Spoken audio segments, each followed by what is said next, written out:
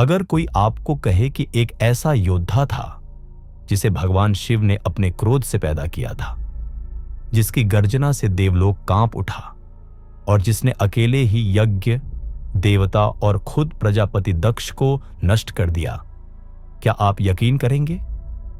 आज हम आपको सुनाएंगे उस रहस्यमयी और भयानक योद्धा की कहानी। बहुत समय पहले की बात है, जब धरती पर धर्म और अधर्म के बीच की रेखा धुंधली पड़ने लगी थी। देवता स्वर्ग में असहाय प्रतीत हो रहे थे और मनुष्य अपनी सीमाओं को लांघते जा रहे थे। इसी समय एक रहस्यमयी योद्धा का प्रकट होना समस्त लोगों के लिए चौंकाने वाला सिद्ध हुआ। उस योद्धा का नाम था वीरभद्र। लेकिन यह कोई सामान्य योद्धा नहीं था, यह भगवान शिव के क्रोध से उत्पन्न हुआ था। इस कथा की जड़ें जुड़ी हैं एक अपमान से, एक यज्ञ से और उस क्रोध से जो सृष्टि को पल भर में भस्म कर सकता था। प्रजापति दक्ष ने एक विशाल यज्ञ का आयोजन किया। सभी देवताओं को आमंत्रण भेजा गया, लेकिन जानबूझकर भगवान शिव को नहीं बुलाया गया। दक्ष को शिव से वैर था, क्योंकि उनकी पुत्री सती ने शिव से विवाह किया था, वह भी बिना पिता की अनुमति के। दक्ष को यह विवाह अस्वीकार्य था। एक तपस्वी, औघड़, शव साधक शिव उसके लिए योग्य दामाद नहीं थे। जब सती को पता चला कि उनके पिता ने शिव का अपमान किया है, तो वे क्रोधित और दुखी होकर बिना अनुमति यज्ञ स्थल पहुंच गईं। वहां जाकर उन्होंने देखा कि उनके पति का कहीं कोई स्थान नहीं था, न कोई आसन, न कोई नामोल्लेख। सती ने सबके सामने अपने पिता को ललकारा और यज्ञ मंडप में आत्मदाह कर लिया। सती के प्राण त्यागते ही कैलाश पर तप में लीन भगवान शिव को जब यह समाचार मिला, तो उनका तीसरा नेत्र क्रोध से जल उठा। उनके रुद्र रूप से उत्पन्न हुआ एक भयंकर योद्धा वीरभद्र। वीरभद्र न तो पूर्णतः देव थे, न असुर और न ही मानव। वे शिव के क्रोध का सजीव रूप थे, जिनकी आंखों से अग्नि की ज्वालाएं निकलती थीं, जिनकी सांसों से वज्रों की गूंज होती थी और जिनके पैर पड़ते ही धरती कांपने लगती थी। उनके साथ भूत प्रेतों की सेना थी, जो अट्टहास करती हुई यज्ञ स्थल की ओर बढ़ी। दक्ष के यज्ञ में जैसे ही वीरभद्र पहुंचे, आकाश में काले बादल छा गए। यज्ञ की अग्नि मंद पड़ गई और देवता भयभीत हो गए। इंद्र ने वज्र चलाया, अग्निदेव ने अग्निबाण, लेकिन वीरभद्र पर किसी का अस्त्र असर नहीं कर रहा था। वीरभद्र ने एक एक करके देवताओं को पराजित किया। उन्होंने यज्ञ को नष्ट कर दिया, मंडप को गिरा दिया और अंत में प्रजापति दक्ष को पकड़कर उसका सिर काट दिया।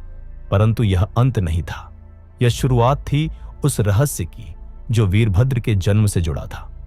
जब शिव को पता चला कि वीरभद्र ने यज्ञ को नष्ट कर दिया है और दक्ष का वध कर दिया, तो उन्होंने अपने त्रिनेत्र से सब कुछ देखा और एक मंद मुस्कान उनके होंठों पर आई। फिर उन्होंने वीरभद्र को वापस बुलाया। तभी नारद मुनि प्रकट हुए और उन्होंने शिव से पूछा, हे महादेव, आपने अपने क्रोध से जो योद्धा उत्पन्न किया है, उसका तेज देवताओं से भी कहीं अधिक है। क्या वह केवल विनाश के लिए उत्पन्न हुआ है या उसके भीतर कोई रहस्य छिपा है? शिव ने उत्तर में कहा, वीरभद्र केवल क्रोध नहीं है, वह शक्ति है जो अन्याय के विरुद्ध सृजित होती है, परंतु उसकी आत्मा में एक रहस्य छुपा है जो समय आने पर ही उजागर होगा। कुछ समय पश्चात देवी पार्वती ने शिव से पूछा, स्वामी, क्या वीरभद्र को कभी शांति मिलेगी? क्या वह केवल क्रोध में ही जिएगा? तब शिव ने ध्यानस्थ होकर उत्तर दिया, वीरभद्र की आत्मा में सती का अंश है। जब सती ने यज्ञ में आत्मदाह किया था, उसकी आत्मा का एक अंश मेरे क्रोध में समाहित होकर वीरभद्र बन गया। इसलिए उसमें करुणा और न्याय की चेतना भी है, पर यह रहस्य अभी तक किसी को ज्ञात नहीं। वीरभद्र स्वयं भी इस रहस्य से अनभिज्ञ था। वह सोचता था कि वह केवल विध्वंस का रूप है, परंतु जब उसने ध्यान किया तो उसे अपने भीतर एक स्त्री की करुण पुकार सुनाई दी। उसे स्वप्न में एक देवी दिखती जो उसे कहती, तू केवल क्रोध नहीं है, तू न्याय है, तू रक्षक है। ताओं को यह भय सताने लगा था कि यदि वीरभद्र को यह सत्य ज्ञात हो गया तो वह शिव से भी स्वतंत्र हो सकता है। इसलिए उन्होंने विष्णु से सहायता मांगी। भगवान विष्णु ने मोहिनी रूप धारण कर वीरभद्र के पास जाकर उसे भ्रमित करने की कोशिश की। मोहिनी ने वीरभद्र से कहा, तुम्हारे भीतर जो करुणा है वह तुम्हारी कमजोरी है। तुम शिव के क्रोध हो, क्रोध को संवेदना शोभा नहीं देती। पर वीरभद्र ने उत्तर दिया, यदि मैं केवल क्रोध होता तो मेरी आत्मा में यह पीड़ा क्यों होती? क्यों मुझे रातों को सती की पुकार सुनाई देती है? यह सुनकर मोहिनी लज्जित हो गई और उन्होंने सच्चाई बता दी। वीरभद्र का आत्मबोध अब वीरभद्र को अपनी वास्तविक पहचान का ज्ञान हो गया था। वह शिव के पास गया और कहा, प्रभु, क्या मैं आपका एक अस्त्र मात्र हूं या मेरा कोई स्वतंत्र अस्तित्व है? शिव ने कहा, तू मेरी आत्मा का वह अंश है जो अन्याय से विद्रोह करता है, पर तू अब स्वतंत्र है। तेरे भीतर सती की चेतना है और तू भविष्य में एक रक्षक बनेगा, नव युग का प्रहरी।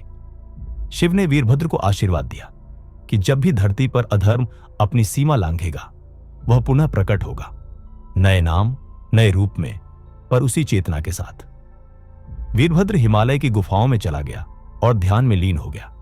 कहा जाता है कि उसकी समाधि अब भी वहीं है और जब भी अत्याचार चरम पर पहुंचता है उसकी आंखें खुल जाती हैं। कुछ अर्षियों का मानना है कि कलियुग के अंत में जब धर्म पूरी तरह से नष्ट हो जाएगा, वीरभद्र एक बार फिर अवतार लेगा, पर इस बार वह न केवल विध्वंस करेगा बल्कि एक नए युग की स्थापना करेगा। उस दिन न केवल देवता बल्कि स्वयं काल भी उसकी राह देखेगा।